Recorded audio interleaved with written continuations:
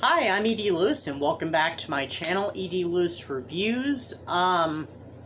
Before we get started, please hit that like, hit that subscribe button, and hit the little bell with the subscribe button so you'll get notifications for my latest videos.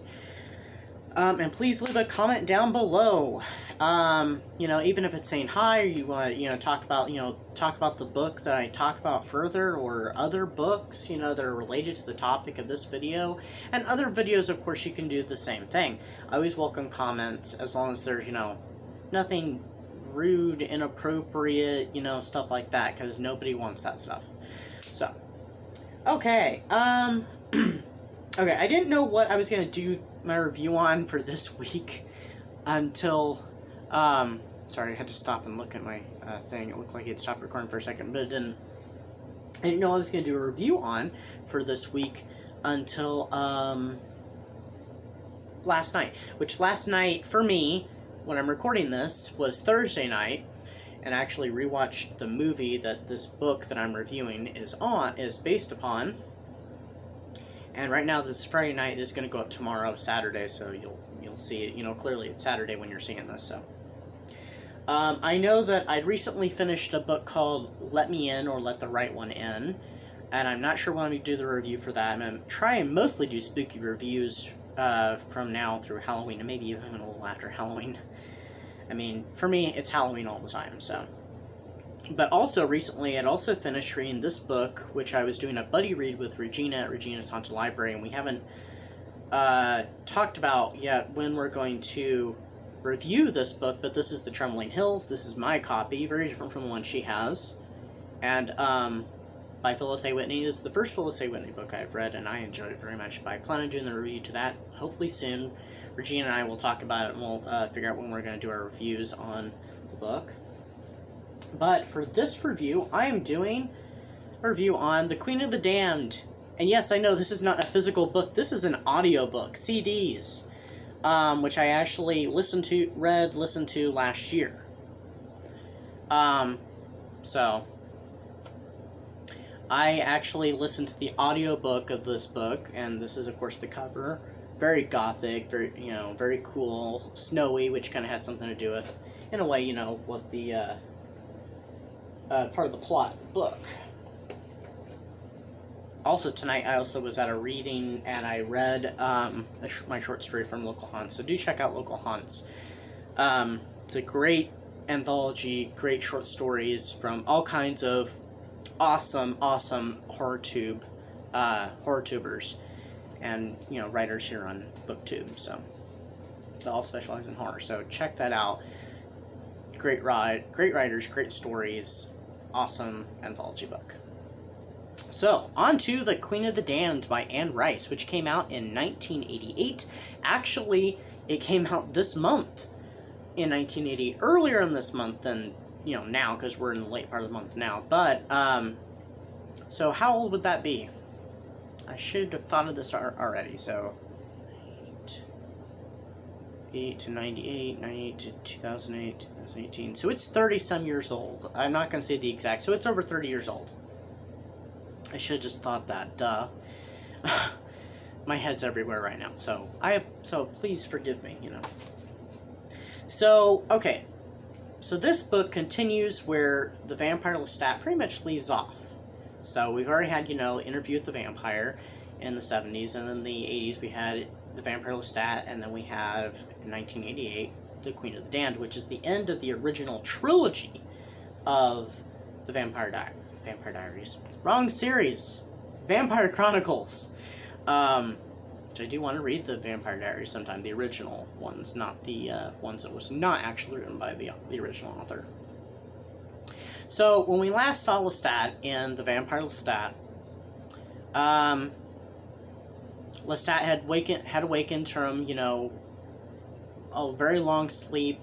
He introduced himself to this band. I think it was called Satan's Night Out. I think that's what they were called originally. And he reveals himself. He becomes a rock star. He changes the band's name to The Vampire Lestat. He has this big concert.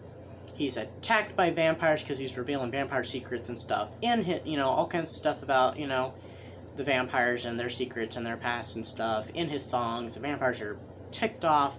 They come to kill him. Louis and Gabrielle Gabrielle being, Lestat's mother. She comes to they come and, to rescue him and stuff, and when they're driving away after being chased down by the vampires, they all spontaneously combust. They find a place to sleep, and Lestat discovers that he's not alone in his sleeping place, and that's where we have left off with the Queen of the Vampire Lestat. So now with the Queen of the Damned, Lestat has been kidnapped by Akasha, the Queen of the Damned, who has been pyrokinetically, burning people with her mind, burning down vampire coven houses and all kinds of vampires, pretty much committing a large vampire genocide. Sorry. In the time leading up to these events, several characters have strange dreams about these twin sisters with red hair from ancient times. The vampires Pandora and Santino. Santino we've met before in the previous 2 books in the series, The Vampire Lestat and also The Interview with the Vampire. But Pandora, we never actually have met her before. They rescue Marius, who was imprisoned in ice and snow by Akasha after she was awakened by Lestat's music, and she kills her king and husband, Enkil, and she escapes, trapping Marius, like I said. So while the remaining vampires who have survived this large genocide are all gathering to meet this ancient vampire named Maharet, and hear her story of those mysterious twins, Akasha teaches Lestat new abilities and also prepares for world domination. Now, I have left out a lot. That was my synopsis that I wrote earlier. I left out a bunch of stuff because there are a lot of characters. There's new characters. There's this character named Jesse. There's minor characters too, like, of course, we finally meet Daniel Malloy. I mean, we've met him before in Interview with the Vampire, but he wasn't called Daniel. He was just the boy, but he's the one who interviews Louis, and he goes off looking for Lestat, and he ends up finding Armand, which you find out all this stuff in this book. And there's this minor character named Baby Jinx, which I wish they had actually kept her, because I kind of thought she was kind of an interesting little character, but she's killed off pretty quickly. So sorry, spoiler alert right there. That's the only spoiler I'm really going to give you.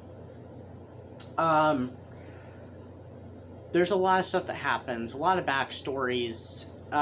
Pretty much what this book is, just like the previous vampire book, The Vampire Lestat, it is a lot of world building. That's mostly what it is. There's not a huge amount of plot.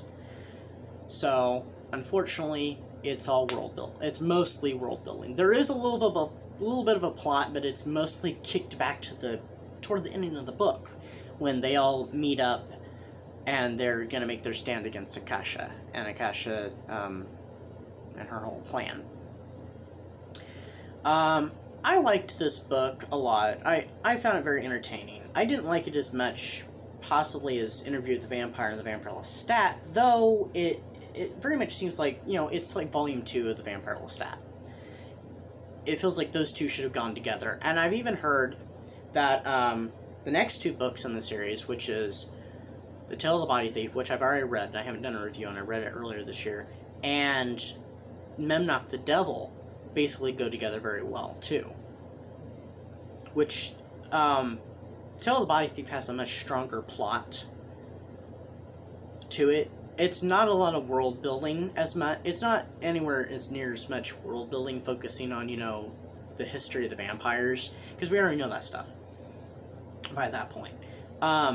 So it actually has a much more concrete plot, and it's very good, and many people have actually considered The Tale of the Body Thief to be their favorite, and it is very good. So, but I did enjoy this one. Some people have found this very daunting, and I understand why, and it is daunting because it is just mostly world building. And there's, like, only a tiny little plot at the very, that is, put at the end. So, I understand it being daunting because, people saying it's daunting because, like I just said, it is daunting. So I don't blame them. And if they didn't like it, everybody likes their own, everybody has their own opinions and stuff, so it's okay if you didn't like it. This was a huge bestseller, though, and it kind of put Anne Rice and her vampires on the map with this one. But I get why, because the lack of plot.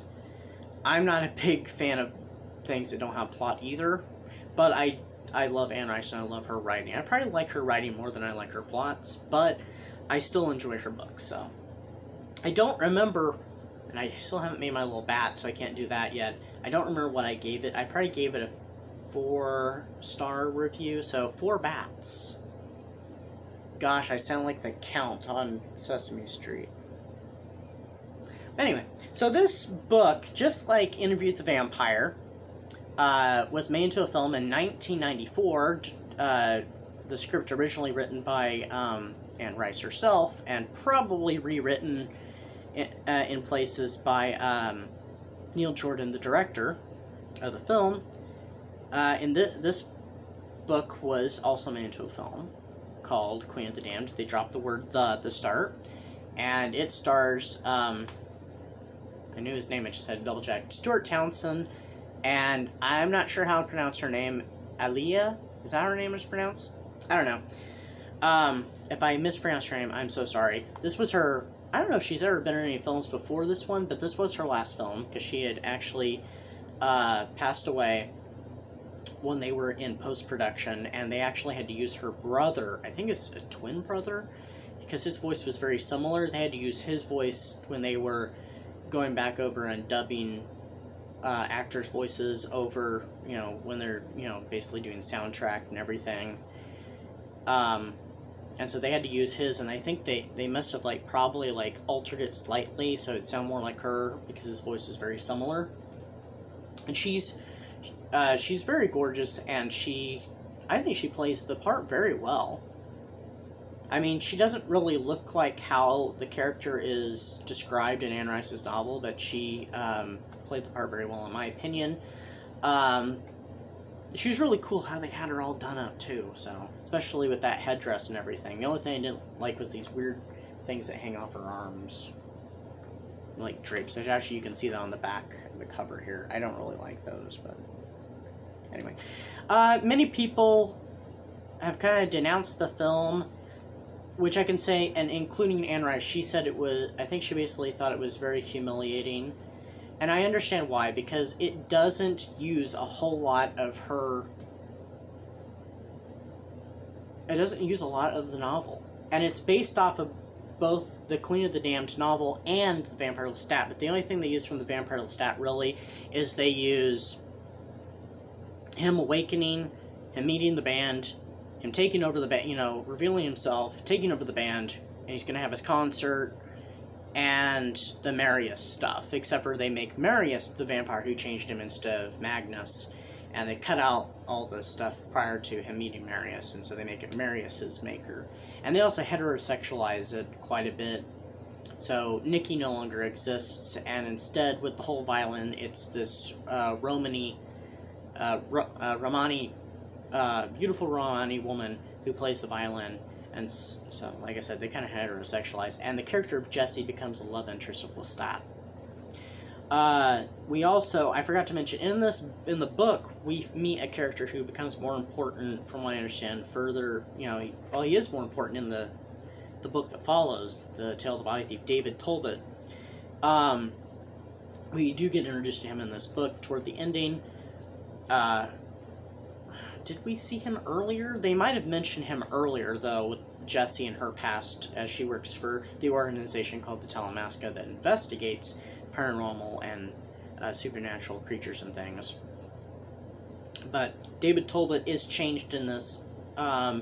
He's not as old, because he's supposed to be in his 70s or something. And in this movie, he's played by Paul McGann, and clearly not in his 70s. It looks like he's probably in his 50s or something, so. But I do like the film. It's not a great adaptation, though, to the source material, but they had a lot of stuff to work with. They cut out pretty much the whole history of the twins. There's no longer two. The character Maharet's in there, but there's no Makare. Armand is in there, but you don't actually, they never call him by name, and he's played by, everybody's played by a different actor, although the only characters that we've seen before in the previous film was Armand and Lestat. And it seems like they've obliterated pretty much everything of Lestat's past, except for the whole thing with Marius and him sleeping, so... Not a great adaptation if you want to look at adaptation-wise, but I think still a very enjoyable film. And also, Akasha's world domination plan's a little different in this movie. But I don't know, I still really enjoyed the film, though. So, it's not the same as the book, so, I mean, more books, but, you know, I don't know. I did enjoy the film.